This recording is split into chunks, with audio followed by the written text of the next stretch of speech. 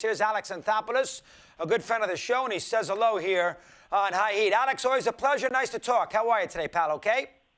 Doing well. Glad to be on. Always a pleasure. I thought that if you elected not to play, that you could not come back, yet if you opted out for health reasons, then you could. Did I misread that? Give me your thoughts on getting Markakis back on the team. Go ahead. Yeah, so you don't, as a player, once you choose to opt out, like you said, unless you're deemed high risk and you're in that classification, you lose control of the process. So you cannot, it was not up to Nick Markakis for him to come back. He didn't have the ability to just say, I'm coming back and you guys have to take me back. The club has to approve and sign off. If we had decided that we didn't want him back or we had, filled his spot somewhere else, whatever it might be, it wouldn't have gone any further. Once we endorse it, then that goes to the commissioner's office at that point, and then they have the final say whether to endorse it as well. So there's really two layers there. So in theory, if you opt out, it was pretty obvious. We were looking at other options. We made some trades and added some guys that became minor league free agents and so on. And there could have been a scenario that we didn't have a spot for him, but it was early enough in the process, and he's been certainly really important to us the last 2 years that we won the NL East. That we wanted him back if he was willing to come back. Makes sense, and he'll help you. He's a professional hitter, so we learned from there. Is he going to take a week to get ready here? When do you expect him back, say, on a roster and in the lineup? How long is this going to take? Yeah, so that's the other part. We control this. So he's still on the restricted list. He can be on the restricted list for 30 days maximum, so that's obviously a long time. He's not going to need that much time. But we can ultimately dictate within that window when he comes back. We've talked through it with him, but we've explained that we'll see how the team is playing, how things are going, how he looks. He's been keeping himself in shape, but he hasn't had any baseball activity since the beginning of July. He came in on July the 3rd and the 4th, worked out, and then after that he's basically shut down.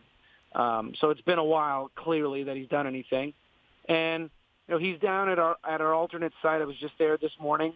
This is the second day that he's been out there getting some at-bats. He says the biggest thing is he needs to get his arm back in shape and obviously his legs to be able to stand out there for 9 innings. But, we're gonna play it by ear. We don't have a set time frame on it. But knowing him, he can get ready pretty fast. But, we haven't set a certain date in stone yet. All right, that's number one. Alex Anthopoulos does a great job as usual. Number two, Vucanovic. Now, listen, he did pitch Game 5 last year in the postseason. Game 2, he pitched really well in. He had one bad start, and out he goes. So a little guy like me who likes to snoop around thinks there's got to be more to it when you designate him for assignment off one bad start in a short season and you jettison him off the team. Let me get a little read on that. Go ahead. Yeah, and I saw that. And I think, obviously a lot of that isn't fair, but I understand because of what he's done for us. Again, he was an all-star in 2018, was the number one starter for us in the playoffs. 2019 got off to a slow start, got hurt early in spring, came back, not the same guy. Velocity was down. He had options left, so we sent him down to AAA at that point. He took a while to get it back, but he finally got his velocity back. He got his slider back. And the last 2 months of the season, he was our best starter. And, he had a 2 ERA. We won practically every game he threw, it felt like. And a really tough schedule in August and September, trying to fight for the NL East. We were playing all the Mets, the Nationals, the Phillies, all of them. So it was a grind, and he stepped up and pitched great. And then, like you talked about, Game 2, we're down 1-0 in the series. He's going up against Flaherty, and he pitched unbelievable, and we won that game. So Game 5, obviously a lot of things. We didn't make some plays behind him. We just had a bad game. Clearly, it was a throwaway game. But what he had done for us to get to the playoffs and win the East and also Game 2 was huge. Now, he came into spring training or summer camp. His velocity was down, completely healthy, no issues at all. I had worked out and stayed in shape, but just the ball didn't come out the same way. And we saw it. And, the tough part is that, the media doesn't really get access to a whole lot during camp. And then we thought, okay, maybe he doesn't want to hit guys on our team and the adrenaline, the energy, and so on. He had that start against the Marlins in our last, we had our last 2 exhibition games. And we thought we might see a little bit more there. The velocity was more the same. And then we thought, okay, let's give him one more again against the Rays, regular season, maybe just that much more time to get ready, and maybe we'll see a little bit more.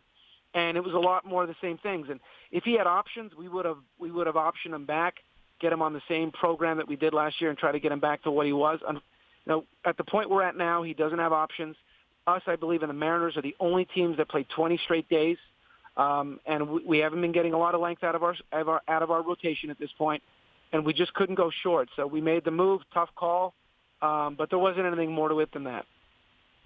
All right, excellent. Good answer there. All right, number 3, the Marlins obviously played that exhibition game in Atlanta, and then they fly to Philly and everybody gets sick. Now, I'm sure you looked into it. I know the Braves, with Freeman and Will Smith, and, you've had your own issues in that department.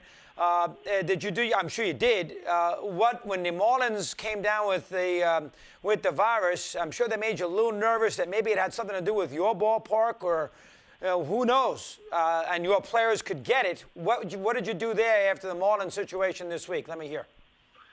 Yeah, so, I've heard some talk about potentially, Atlanta and any type of connections, and took offense to that just in the sense that I think our staff have done an unbelievable job. The positive tests we had were on intake before anybody stepped foot in the ballpark. We opened up our clubhouse doors for the first time on July the 3rd. These intake tests were done June 29th, the 30th, July the 1st was the last test. And people coming from outside, Freddie Freeman was coming from California. Will Smith had been quarantining as well. Those guys tested positive on intake before they stepped foot in our clubhouse, and we opened the doors. Since we've opened our clubhouse doors, and obviously this can change, of course, day to day, we have not had one member of the organization test positive. That's grounds crew, clubhouse staff, home side, the other side, all the players, all the staff, not one. So it's sometimes, the old saying, don't let the facts get in the way of a good story. We didn't have anybody test positive at all. Flowers and Darno, they had a cold. We weren't going to take any chance at all. We gave them 1 million tests. They came back totally fine, no issues at all. So it just didn't hold any water at all. We've had no issues at all in Atlanta from the top down since we opened up camp on July the 3rd. All right, another good answer. You're sharp as a tack here. All right, let's talk about the team for a bit. Nice win last night. Tampa's good. Tough games in Tampa. You beat the Mets. Give me a little breakdown. It's hard to read it. It's a sprint. You can't have an 8-game losing streak. That's why last night's significant. Give me a little feel of your ball club here right now at 3-3 after 6. Go ahead. Let me hear. No doubt that was a big game for us. I know it's early in the season. It's game 6, but you don't want to go 2-4. And, right now in the NL East, obviously with Miami and Philadelphia as well, they haven't played. But it's going to be a grind. So the Rays, obviously, they're a tremendous team, especially from a defensive standpoint. I haven't seen them in a long time, not having been in the AL East. But if you look at the highlights of last night, they made some unbelievable plays in the field. But it was big for us to get that win. I think overall for us, we've had a lot of swing and miss from our position players. We definitely need to tighten that up, but we do like the offense long term. The top of our order still, we know those guys can all be MVP candidates, and they still have yet to get hot. Ozuna's been fantastic. Freeman had a great night last night as well. And I'd say from a rotation standpoint, 2 times through, Soroka's been great. Fried had a great first start. But then 3, 4, 5 for us. We have a bunch of young guys. Foltynewicz was obviously in there for the one start. That's going to be the key for us. So we're very excited about Kyle Wright. Sean Newcomb, we saw what he could do when he was a full-time starter in 2018. So we're anxious to get him back out there again. And then Saturday we'll have somebody else lined up as well. But I think the key for us is to really solidify spots 3 to 5 in the rotation. It's going to be young. There's going to be kids. But also long-term, there's a lot of value for us to find out about these guys. Everyone talks about Atlanta having all these great prospects and so on, and we certainly feel that we do. But if we can get some of these guys to turn the corner like a Max Fried did a year ago and Soroka did a year ago, I think our bullpen's very strong. I think our lineup's certainly going to get the job done. That'll be the key to our year. One last thing, Alex, and that's Freeman. We all know he had the 104.5 temperature. He gave us a good breakdown on the 103.8 the next day. Were you in contact with him in those 2 days when he was actually very frightened? Did that press conference surprise you too when he gave us a little breakdown on his day-to-day battle there? Let me get a sense there from Freddie Freeman there from your ears as a general manager. Yeah, no, I stayed in contact with him throughout the entire time.